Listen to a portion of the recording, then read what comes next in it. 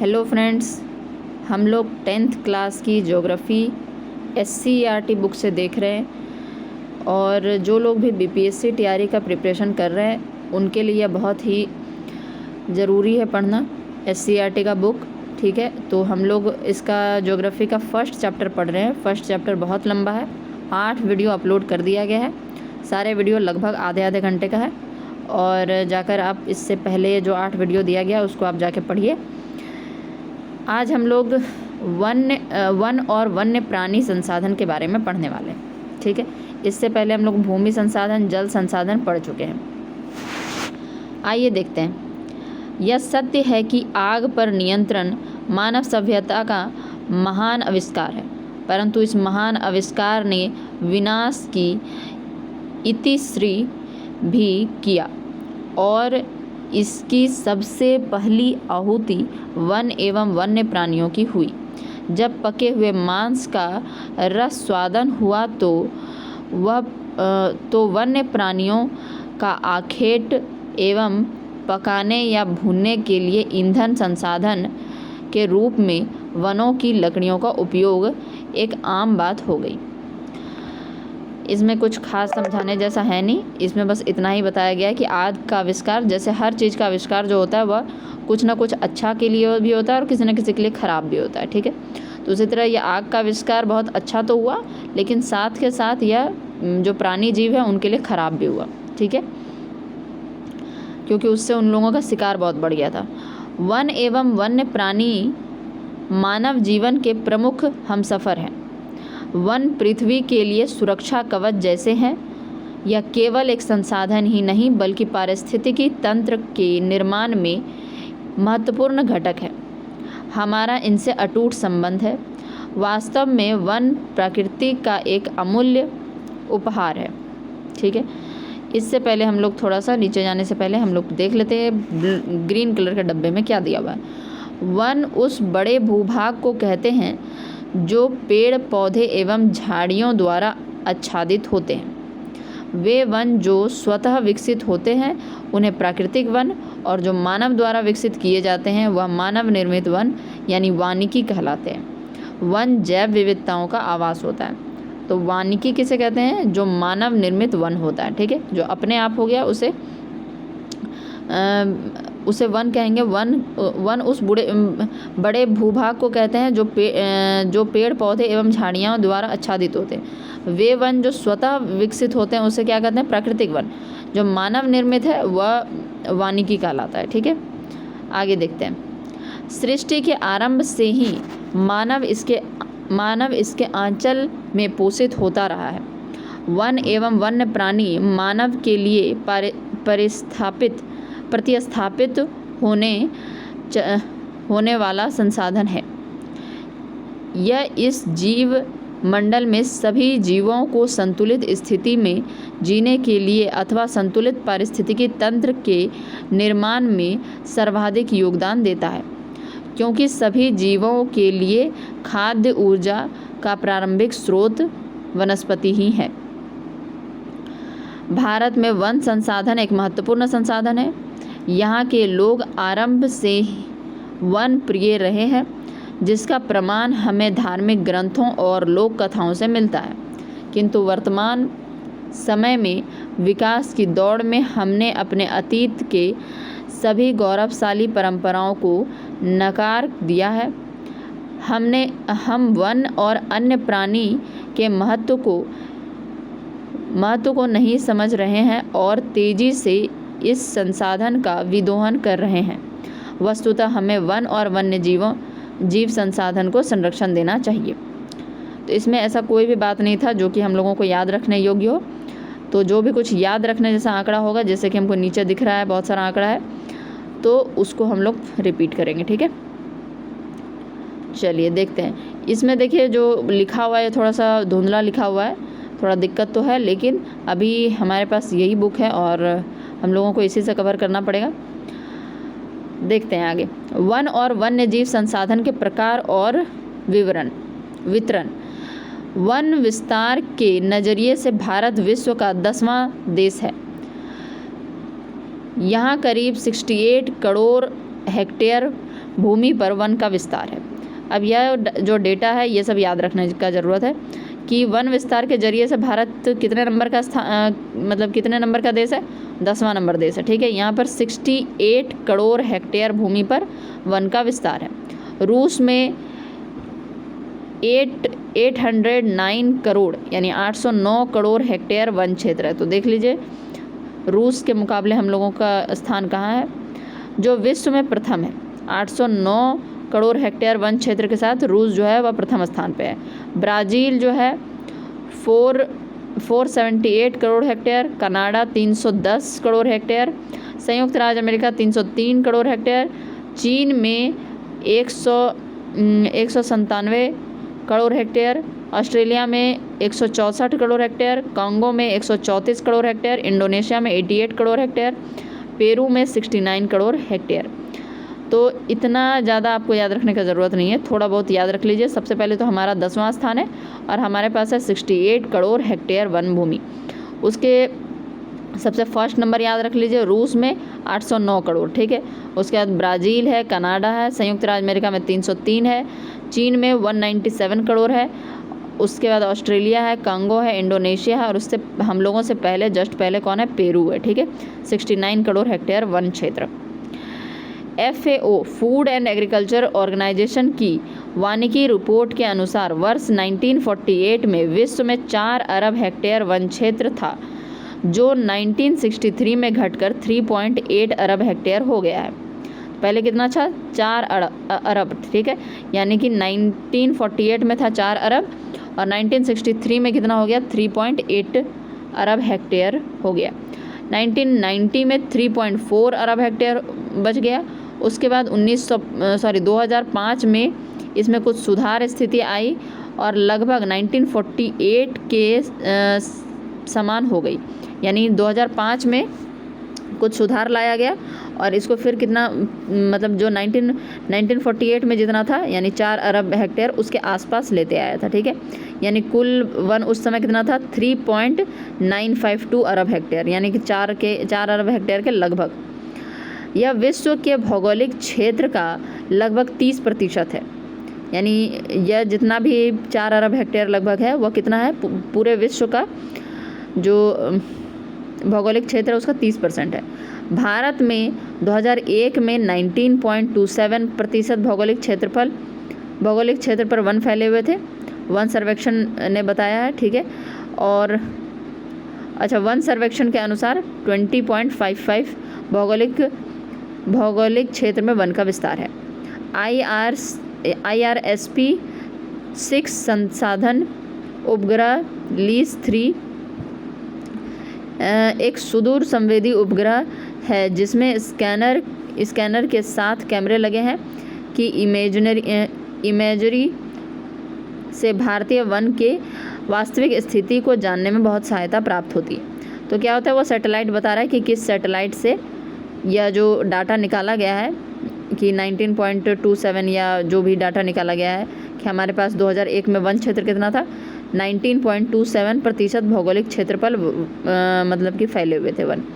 तो यह कौन से सैटेलाइट से पता चला है, तो वह है लीज 3। ठीक है, IRSP 6 संसाधन उपग्रह लीज 3 एक सुदूर संवेदी उपग्रह रिमोट सेंसिंग सैटेलाइट में स्कैनर के साथ कैमरे लगे हुए हैं और इसी से पता चलता है। ठीक है, तो इसमें कुछ इंपॉर्टेंट चीज़ है, याद रख लीजिए। पहला तो इम्पॉर्टेंट यही है कि हम 10वें नंबर पे आते हैं। ठीक है, और हमारे पास कितना करोड़ हेक्टेयर भूमि पर वन है, 68। ठीक है, और सबसे ज़्यादा रूस के पास है 809, उसके बाद ब्राज़ील है, फिर कनाडा है, फिर संयुक्त राज्य अमेरिका है और चीन है, ऑस्ट्रेलिया है, फिर हम लोग फिर इंडोनेशिया, हमसे जस्ट आगे कौन है, पेरू है। ठीक है, और हम लोगों को जानना है कि इसमें बताया गया वानिकी रिपोर्ट में कि 1948 में कितना अरब हेक्टेयर था, 4 अरब हेक्टेयर वन क्षेत्र था। 1963 में 3.8 अरब हेक्टेयर, 1990 में 3.4 अरब हेक्टेयर और 2005 में लगभग 4 अरब हेक्टेयर के आसपास पहुंच गया था, जो कि पूरे विश्व का जितना भी भौगोलिक क्षेत्रफल है उसका 30% है। ठीक है, उसके बाद भारत के पास कितना है, 2001 में बताया गया कि 19.27 है। ठीक है, और IRSP संसाधन 6 संसाधन उपग्रह लिसा 3 के द्वारा इसको मतलब कि चेक किया गया है कि कितना है।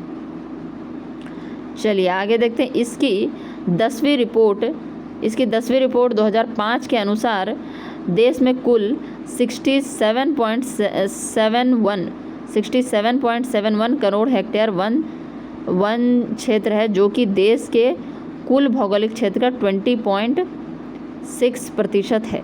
ठीक है, यानी 2001 में 19 के आसपास कुछ था, देखिए यहाँ पर 19.27 के आसपास था 2001 में, और जो 2005 का रिपोर्ट आया उसमें 20.6% हो गया, यानी कि हमारा जो पूरा भौगोलिक क्षेत्र है उसमें से 20.6% पे क्या है, वन है। ठीक है, और यह 2005 का रिपोर्ट है, तो हो सकता है कि आपके एग्ज़ाम में 2005 का ही रिपोर्ट पूछ ले।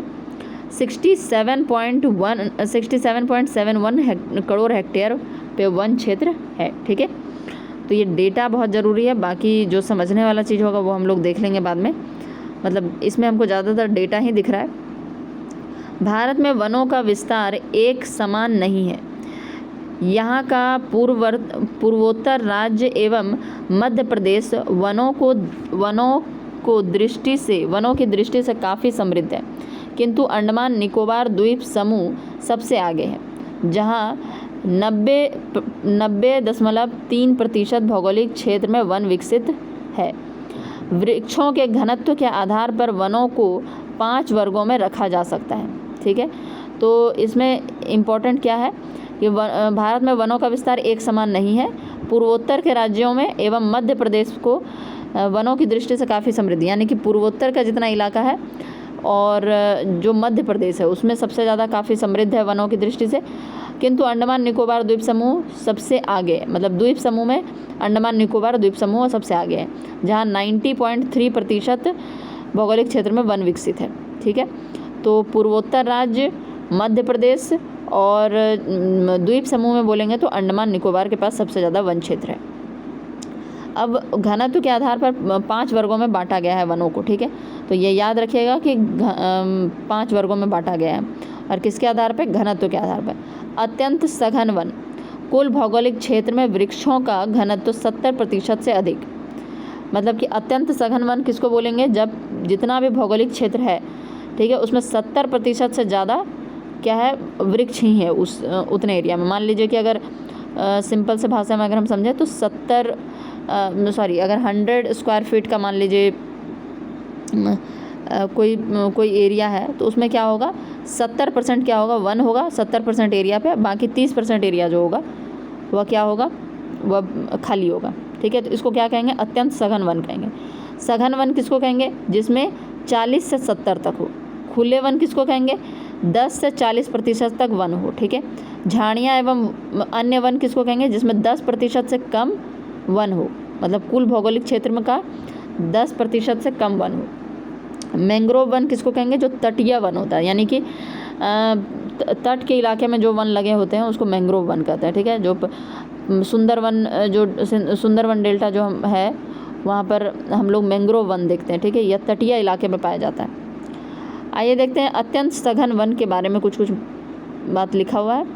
भारत में इस प्रकार के वन का विस्तार 54.6 लाख हेक्टेयर भूमि पर है, जो कुल भौगोलिक क्षेत्र का 1.66% है। असम और सिक्किम को छोड़कर सभी पूर्वोत्तर राज्य इस वर्ग में आते हैं। इन क्षेत्रों में वनों का घनत्व 75% से अधिक है। तो क्या बताया जा रहा है, अत्यंत सघन वन हमारे पास कितना है, 54.6 लाख हेक्टेयर भूमि पर है। ठीक है, जो कि जितना भी हमारे पास भौगोलिक क्षेत्र है, देश का जितना भी भौगोलिक क्षेत्र है उसका 1.66% है। पूर्वोत्तर में अगर हम देखें तो केवल असम और सिक्किम को छोड़कर बाकी सब राज्यों में इसी तरह का वन देखा जाता है, जहाँ पर 75% से ज़्यादा घनत्व वाले, मतलब इस क्षेत्र में वनों का जो घनत्व है 75% से अधिक है। ठीक है, सघन वन किसको कहेंगे, सघन वन के बारे में देख लेते हैं, जिसमें कि 40 से 70% तक वन हो। ठीक है, इसके अंतर्गत 73.6 लाख हेक्टेयर भूमि आते हैं। ठीक है। इसके अंतर्गत कितना भूमि है? 73.6 लाख हेक्टेयर भूमि, जो कुल भौगोलिक क्षेत्र का 3% है। हिमाचल प्रदेश, सिक्किम, मध्य प्रदेश, जम्मू कश्मीर, महाराष्ट्र एवं उत्तराखंड के पहाड़ी क्षेत्रों में इस प्रकार के वनों का विस्तार है। तो याद रखिएगा 73.6 लाख हेक्टेयर भूमि में, जो कि 3% है कुल भौगोलिक क्षेत्रफल का। और यह कहाँ कहाँ पाया जाता है, यह ध्यान रखिए कि हिमाचल प्रदेश, सिक्किम और मध्य प्रदेश, जम्मू कश्मीर, महाराष्ट्र, उत्तराखंड। ठीक है, याद रखिए हिमाचल प्रदेश है, फिर क्या है, जम्मू कश्मीर और हिमाचल प्रदेश एक साथ याद रख लीजिए। उसके बाद उधर सिक्किम है, सिक्किम के बाद आ जाएगा इधर मध्य प्रदेश और महाराष्ट्र एक साथ, और वहाँ पर उत्तराखंड। ठीक है, यानी कि आप एक साथ याद रख सकते हैं जम्मू कश्मीर, हिमाचल प्रदेश और उत्तराखंड, तीनों एक साथ आ जाएगा। उसके बाद एक सिक्किम उधर हो जाएगा, फिर मध्य प्रदेश और महाराष्ट्र। ठीक है, यहाँ वनों का घनत्व तो कितना है? 62.99% है। ठीक है, उत्तराखंड के पहाड़ी क्षेत्रों में इस प्रकार के वनों का विस्तार है। यहाँ वनों का घनत्व 62.99% है।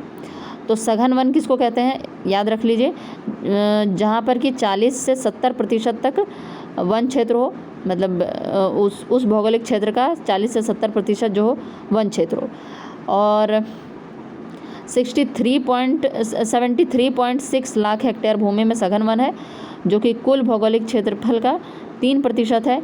कहाँ कहाँ पर पाया जाता है? याद कीजिए, जम्मू कश्मीर, हिमाचल प्रदेश, उत्तराखंड एक साथ हो गया, उधर सिक्किम हो गया, नीचे महाराष्ट्र और मध्य प्रदेश। ठीक है, अब चलिए, और इस तरह का वन का यहाँ वनों का घनत्व तो कितना है? 62.99% है। ठीक है, यानी कि बोला था ना 40 से अगर 70% तक वन का घनत्व रहेगा तो वह सघन वन में आएगा। तो इसमें कितना है? 62.99% है। खुले वन कितने हैं? 2.59 करोड़ हेक्टेयर भूमि पर इस प्रकार के वनों का विस्तार है। यहाँ यह कुल भौगोलिक क्षेत्र का 7.12% है। कर्नाटक, तमिलनाडु, केरल, आंध्र प्रदेश, उड़ीसा के कुछ जिलों एवं असम के 16 आदिवासी जिलों में इस प्रकार के वनों का विस्तार है। असम के आदिवासी जिलों में वृक्षों का घनत्व 23.89% है। तो यहाँ पर क्या बताया जा रहा है? खुले वन कितने हैं? खुले वन अपने पास है 2.59 करोड़ हेक्टेयर भूमि, जो कि हमारा पूरा भौगोलिक क्षेत्र का 7.12% है, 7.12% बोलना चाहिए। ठीक है, वह कहाँ कहाँ पर है? नीचे देख लीजिए, कर्नाटक, तमिलनाडु, केरल, आंध्र प्रदेश और एक उड़ीसा। तो सारा जो नीचे का स्टेट जितना भी है, कर्नाटक, दक्षिण का स्टेट कर्नाटक, तमिलनाडु, केरल, आंध्र प्रदेश और एक उड़ीसा आ जाता है। ठीक है, उड़ीसा के कुछ जिलों में, उसके बाद असम के आदिवासी जिलों में। तो याद रखना है, केरल, कर्नाटक, तमिलनाडु, आंध्र प्रदेश और उड़ीसा और असम के 16 आदिवासी जिलों में। ठीक है, अब देखते हैं झाड़ियाँ एवं अन्य वन। तो झाड़ियाँ और अन्य वन, झाड़ियाँ किसको बोलते हैं? जो कि 10% घनत्व वाले होता है, 10% से भी कम। ठीक है, 10% से कम रहेगा तो उसको झाड़ियाँ बोलेंगे। झाड़ियाँ एवं अन्य वन, राजस्थान के मरुस्थलीय क्षेत्र एवं अर्ध शुष्क क्षेत्रों में इस प्रकार के वन पाए जाते हैं। पंजाब, हरियाणा, उत्तर प्रदेश, बिहार एवं पश्चिम बंगाल के मैदानी भागों में वृक्षों का घनत्व 10% से भी कम है, इसलिए यह क्षेत्र इसी वर्ग में सम्मिलित है। इसके अंतर्गत 2459 करोड़ हेक्टेयर भूमि आते हैं, जो कुल भौगोलिक क्षेत्र का 8.68% है। ठीक है, तो झाड़ियाँ पहली बात तो किसको कहते हैं? जहाँ पर कुल भौगोलिक क्षेत्र का 10% से भी कम वन हो। और ये कहाँ पर पाया जाता है? राजस्थान के मरुस्थलीय क्षेत्र में, पंजाब, हरियाणा, उत्तर प्रदेश, बिहार, पश्चिम बंगाल का मैदानी, ये जो मैदानी इलाका है जितना भी, तो राजस्थान, पंजाब, हरियाणा, उत्तर प्रदेश, बिहार, पश्चिम बंगाल, तो यहाँ पर पाया जाता है, जहाँ पर 10% से भी कम वन पाए जाते हैं। और इसके अंतर्गत कितना भूमि आता है? 2459 करोड़ हेक्टेयर भूमि, जो कुल भौगोलिक क्षेत्र का 8.68% है। अब आगे देखते हैं तटीय वन। ठीक है, हम जानते हैं आप लोगों को यहाँ धुंधला धुंधला दिख रहा है, लेकिन कोई बात नहीं, हम जो बोल रहे हैं उस पर ध्यान दीजिए, और जो इम्पोर्टेंट फैक्ट्स है उसको आप लिखते चलिए तो अच्छा रहेगा। ठीक है, तटीय वन, विश्व के तटीय वन क्षेत्र मैंग्रोव्स का मात्र 5% यानी कि 4,500 किलोमीटर क्षेत्र ही भारत में है, जो समुद्र तटीय राज्यों में फैला हुआ है, जिसमें आधा क्षेत्र पश्चिम बंगाल में सुंदरवन में है। इसके बाद गुजरात, अंडमान निकोबार द्वीप समूह में आता है। कुल मिलाकर 12 राज्यों केंद्र प्रशासित प्रदेशों में मैंग्रोव वन है, जिनमें आंध्र प्रदेश, गुजरात, कर्नाटक, महाराष्ट्र, उड़ीसा, तमिलनाडु, पश्चिम बंगाल, अंडमान निकोबार, पुदुचेरी, केरल एवं दमन द्वीप शामिल है। तो देखिए, तटीय मैदान जो होता है, जो मैंग्रोव कहते हैं, मैंग्रोव वन या तटीय वन होते हैं, तो ये जाहिर सी बात है जिस स्टेट के साथ समुद्री तट लगता होगा वहीं पर हो सकेगा। इसका 5% है केवल, ठीक है, 5% क्षेत्र ही है, यानी कि 4,500 किलोमीटर क्षेत्र ही भारत में है, जो समुद्र तटीय राज्यों में फैला हुआ है, ठीक है। इसमें से आधा किसके पास चला जाता है? पश्चिम बंगाल का सुंदरवन, गुजरात, अंडमान निकोबार द्वीप समूह के अंतर्गत आते हैं। उसका जितना भी तटीय इलाका है, सब में क्या मिल जाएगा आपको? मैंग्रोव वन मिल जाएगा। देश के कुल भौगोलिक क्षेत्र का मात्र 0.14% क्षेत्र यानी 4.4 लाख हेक्टेयर में ही मैंग्रोव है। पश्चिम बंगाल में सबसे बड़ा क्षेत्र अर्थात 47.6% क्षेत्र इसके अंतर्गत हैं, जबकि गुजरात दूसरे स्थान पर है। यहाँ 21% क्षेत्र में मैंग्रोव्स का विस्तार है और तीसरे स्थान पर अंडमान निकोबार द्वीप समूह है, जहाँ मात्र 14% क्षेत्र में मैंग्रोव्स फैला है, ठीक है।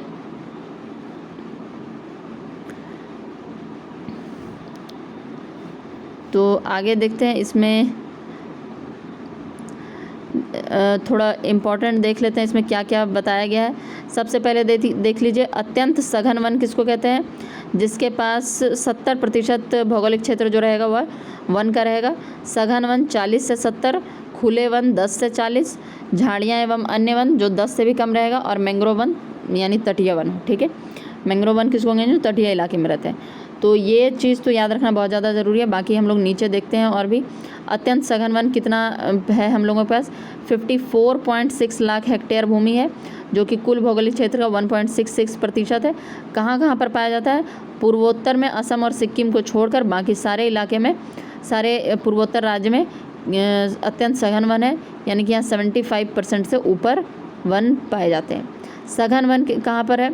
सघन वन पहले तो 73.6 लाख हेक्टेयर भूमि आते हैं, भौगोलिक क्षेत्र 3% है। उसके बाद ये सब कहाँ पाया जाता है? जम्मू कश्मीर, हिमाचल प्रदेश, उसके बाद उत्तराखंड, जम्मू कश्मीर, हिमाचल प्रदेश, उत्तराखंड, सिक्किम और क्या हो जाएगा? महाराष्ट्र और मध्य प्रदेश, ठीक है। उसके बाद नीचे देखते हैं, खुले वन है 2.59 करोड़ हेक्टेयर भूमि पर। इस वर्ग के वनों का विस्तार कितना है? 7.12% है। और यह मतलब जितना भी खुले वन है वो सारा क्या है? दक्षिण में पाया जाता है, यानी ज़्यादातर कर्नाटक, तमिलनाडु, केरल, आंध्र प्रदेश, उड़ीसा और असम हो जाएगा, ठीक है। असम के 16 आदिवासी जिलों में। उसका झाड़ियाँ और अन्य वन जो है उस राजस्थान और जितना भी मैदानी क्षेत्र है, राजस्थान, पंजाब, हरियाणा, उत्तर प्रदेश, बिहार, पश्चिम बंगाल, मैदानी क्षेत्रों में ये कितना है हमारे पास? 2459 करोड़ हेक्टेयर भूमि आते हैं, जो कि कुल भौगोलिक क्षेत्र का 8.68% है। तटीय वन यानी मैंग्रोव वन जो है वह हमारे पास कितना है? वह 5% है। विश्व के तटीय वन क्षेत्र मात्र 5% है, यानी 5% जो है वो केवल हमारे पास नहीं है, पूरे विश्व में 5% है केवल। यानी कि अगर हम बात करें 4,500 किलोमीटर क्षेत्र ही भारत में है, जो समुद्र तटीय राज्यों में फैला हुआ है। जितना भी समुद्र तटीय राज्य है वहाँ पर फैला हुआ है, जिसमें से ज़्यादातर कहाँ पर है? पश्चिम बंगाल के सुंदरवन में है, गुजरात में है, अंडमान निकोबार में, ठीक है। तो आगे का डेटा उतना कुछ खास नहीं है, देख लीजिए। लेकिन देश के कुल भौगोलिक क्षेत्र का मतलब हमारे देश का कुल भौगोलिक क्षेत्र का कितना है? 0.14% क्षेत्र है, ठीक है। यानी कि 4.4 लाख हेक्टेयर भूमि हमारे पास मैंग्रोव वन है। उसके बाद पश्चिम बंगाल जो इसमें सबसे ज़्यादा है। तो ये सब इतना डेटा याद रखने का ज़रूरत नहीं है। ठीक है, आगे देखते हैं अब हम लोग। तो आप चाहें तो डेटा को एक जगह कलेक्ट कर लीजिए, क्योंकि इस तरह का क्वेश्चन बहुत आराम से बीपीएससी के एग्ज़ाम में पूछा जाता है और आप मतलब बिना पढ़े ये सब लगा नहीं सकेंगे। देश के अब यहाँ जो पीला डब्बा दिया गया है उसको हम लोग थोड़ा पढ़ लेते हैं। देश के कुल वनाच्छादित क्षेत्र का 25.11% वन क्षेत्र पूर्वोत्तर के 7 राज्यों में है। यानी कि पूर्वोत्तर के 7 राज्यों में ही लगभग वनाच्छादित क्षेत्र कितना है, 25% के लगभग है। ठीक है, भारत के 188 आदिवासी जिलों में कुल वन क्षेत्र 60.11% पाया जाता है। यानी कि आदिवासियों का जितना भी जिला है उसमें 60.11% वन पाया जाता है, मतलब 60.11% वन क्षेत्र पाया जाता है। देश में वनाच्छादित क्षेत्र के मामले में मध्य प्रदेश जो है प्रथम स्थान पर है, जहां देश के कुल वनाच्छादित क्षेत्र का 11.22% वन है। दूसरे स्थान पर अरुणाचल प्रदेश 10.01%, तीसरे स्थान पर छत्तीसगढ़ 8.25%, चौथे स्थान पर उड़ीसा 7.18%, जबकि महाराष्ट्र का स्थान 5वां है जहां 7.01% वन क्षेत्र है। तो याद रखिए, आप परसेंटेज याद रखें ना रखें, लेकिन आपको क्रम याद रहना चाहिए। ठीक है, तो सबसे पहले कौन सा है, मध्य प्रदेश। ठीक है, मध्य प्रदेश के बाद आ जाता है अरुणाचल प्रदेश, छत्तीसगढ़, उड़ीसा और महाराष्ट्र। मध्य प्रदेश, अरुणाचल प्रदेश, छत्तीसगढ़, उड़ीसा, महाराष्ट्र। एक बार और बोलते हैं, सबसे पहले मध्य प्रदेश, अरुणाचल प्रदेश, तो ये प्रदेश वाला याद हो गया। उसके बाद छत्तीसगढ़, उड़ीसा, छत्तीसगढ़ और उड़ीसा एक साथ लगे हुए हैं। ठीक है, छत्तीसगढ़, उड़ीसा और उसके बाद महाराष्ट्र। मध्य प्रदेश, अरुणाचल प्रदेश, छत्तीसगढ़, उड़ीसा और क्या हो जाएगा, महाराष्ट्र। संसार के मात्र 3 इसमें दिख नहीं रहा है क्या है, लेकिन बिलियन हेक्टेयर में वन रह गया है। लगभग 800 वर्ष पूर्व या 6 बिलियन हेक्टेयर वनों की कटाई हो चुकी है। यानी कि संसार में अब कितना बिलियन हेक्टेयर भूमि मतलब वन रह गया, 3 बिलियन हेक्टेयर, और 800 वर्ष पूर्व लगभग 6 बिलियन हेक्टेयर वनों की कटाई हो चुकी है। हाल के वर्षों में वन विकास में भारत चीन के बाद दूसरे स्थान पर है। ठीक है, तो यह पॉइंट आप याद रखिएगा। इससे पहले वाला पॉइंट 3 हेक्टेयर वाला उतना याद रखने की ज़रूरत नहीं है, लेकिन ये हाल के वर्षों में वन विकास के मामले में भारत जो है चीन के बाद दूसरे नंबर पे है, यह याद रखना जरूरी है। ठीक है, आगे देखते हैं। बिहार विभाजन के बाद वन विस्तार में बिहार राज्य दयनीय स्थिति में आ गया, क्योंकि वर्तमान बिहार में अधिकतर भूमि कृषि योग्य है। तो आप देखिए ना, झारखंड में सारा जितना भी मतलब आदिवासी इलाका था वह आ गया, इसलिए उनके पास कम बच गया वन क्षेत्र। मात्र 6764.14 हेक्टेयर में वन क्षेत्र बच गए हैं, या भौगोलिक क्षेत्र का मात्र 7.1% है। बिहार के 38 जिलों में से 17 जिलों से वन क्षेत्र समाप्त हो गए हैं। कौन कौन सा जिला है, पश्चिमी चंपारण, मुंगेर, बांका, जमुई, नवादा, नालंदा, गया, रोहतास, कैमूर और औरंगाबाद जिलों के वनों की स्थिति कुछ बेहतर है। हाँ, ये सब इलाके में वन बेहतर है। कौन कौन सा एक बार देख लीजिए, पश्चिमी चंपारण, मुंगेर, बांका, जमुई, नवादा, नालंदा, गया, रोहतास, कैमूर, औरंगाबाद जिला। ठीक है, इन सब में वनों की स्थिति थोड़ी बेहतर है, जिसका कुल क्षेत्रफल 37,000 वर्ग किलोमीटर है, 3700 वर्ग किलोमीटर है। शेष में अवक्रमित वन क्षेत्र है। वन के नाम पर केवल झाड़ झुरमुट बच गए हैं। ठीक है, तो बिहार के बारे में थोड़ा सा बिहार का जो बताया गया वह याद रख लीजिए कि कितना है इसके पास वन, 6764.14 हेक्टेयर बचा हुआ है। ठीक है, जो कि 7.1% क्षेत्रफल है, और 38 जिलों में से 17 जिला तो ऐसा है जिसमें समाप्त हो गया है, और किसमें बेहतर है वो भी याद रख लीजिए, पश्चिमी चंपारण, मुंगेर, बांका, जमुई, नवादा, नालंदा, गया, रोहतास, कैमूर, औरंगाबाद। ठीक है, एक बार और देखिए, पश्चिमी चंपारण, मुंगेर, बांका, नवादा, जमुई, नालंदा, गया, रोहतास, कैमूर और औरंगाबाद। ठीक है, ये सब जो है इसमें थोड़ा बेहतर स्थिति है, बाकी सब लगभग ख़त्म हो चुका है। तो आज के लिए इतना रहने देते हैं, क्योंकि लगभग आधे घंटे का वीडियो हो गया है, तो आप लोग बोर ना हो जाए। अब नेक्स्ट जो है हम लोग 9th पार्ट, ये 9th पार्ट है, 10th पार्ट में हम लोग इसके आगे देखेंगे। इसमें आरक्षित वन और इस तरह से और कुछ है, प्रोजेक्टेड फॉरेस्ट, अनक्लासिफाइड फॉरेस्ट, अवर्गीकृत वन। ठीक है, तो इन सब के बारे में देखेंगे। ये अभी लंबा चैप्टर है। ठीक है, तो ठीक है, काफ़ी लंबा चैप्टर है और इसमें बहुत सारा ये सब जो दिया हुआ है, मतलब मध्य प्रदेश में कौन कौन सा राष्ट्रीय उद्यान एवं अभयारण्य है, ये सब हम लोगों को याद करना होगा। चलिए, थैंक यू।